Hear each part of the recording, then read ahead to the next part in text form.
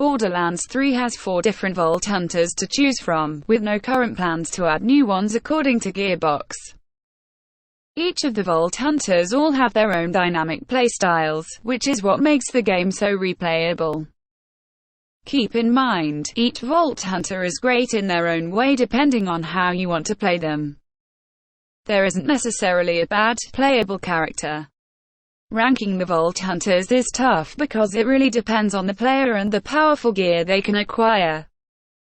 Each Vault Hunter will be ranked based on certain aspects such as their action skills, accessibility, and how well they fare in Mayhem mode.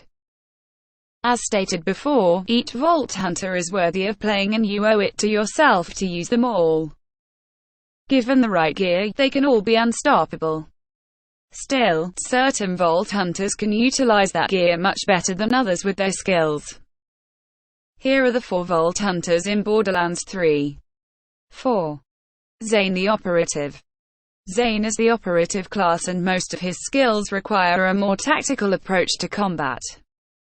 He can summon a clone of himself, a drone, or an impenetrable shield. When done right, Zane can be extremely powerful.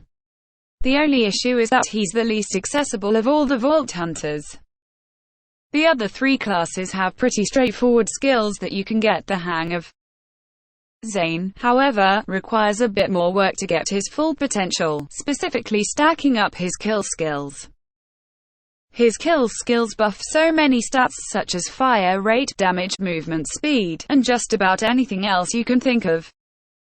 Most players typically speed into his Hitman skill tree due to the capstone skill, C and Red.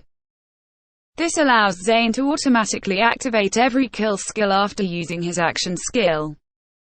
It makes him a jack-of-all-trades character that isn't as flashy as the other 3.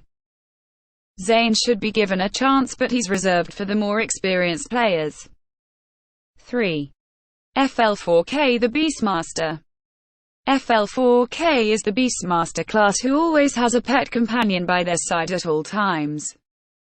Each of their 3 skill trees has a specific action skill and pet attached to it. Their 3 action skills are Fade Away, Leave No Trace and Gamma Burst. The 3 pets to choose from are Skagjabber and Spiderant. The game even lets you name them. As far as pets go, the Skag is the most practical since it increases FL4K's damage as long as you have it with you. The biggest problem with FL4K, however, is that Fade Away trumps all other action skills in Mayhem mode. Fade Away allows you to turn invisible for a few seconds and your next 3 shots are a guaranteed critical hit. Once you've unlocked FL4K's Gorillas in the Mist augment, which gives you unlimited critical hits for a short few seconds at the cost of less critical damage, you're not going to want to use any other action skill. FL4K is best reserved for boss melting thanks to Fade Away. If you're taking down Wotan, it's best to have an FL4K in your group with you as they can easily chew down the health bar in a short few seconds.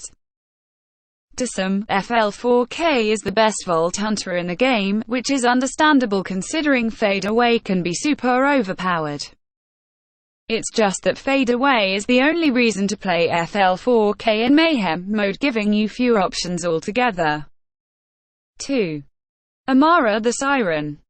Amara is the Siren for Borderlands 3 and she is essentially a combination of Lilith and Maya from the previous games. Amara's skill trees let you choose one action skill, an element, and an action skill augment. You get to choose from either fire, shock, or corrosion for the elements. The great thing is that all the augments work for each of her action skills, which isn't the case with the others. Amara is a great character for crowd control. She has a ton of abilities that allow her to take full control of the battlefield. For example, her Ties That Bind action skill is the same as her Phase Grasp, except this time, nearby enemies are linked and they all share a portion of the damage dealt. When doing the Maliwan takedown, it's great to have an Amara and bring down the number of enemies in quick succession. Amara does have a melee build option but this still needs a few buffs to be worth taking on Mayhem 4. Since she's the Siren class, she's best utilized for her massive elemental damage output. Her most overpowered and overlooked skill is Remnant. This shoots out a tracking elemental orb after killing an enemy. The orb's damage is based on any overkill damage from the previous enemy, resulting in a ton of kills that can chain together without even trying. Amara is best used if you want a ton of DPS without having to shoot as much. 1. Mose the Gunner.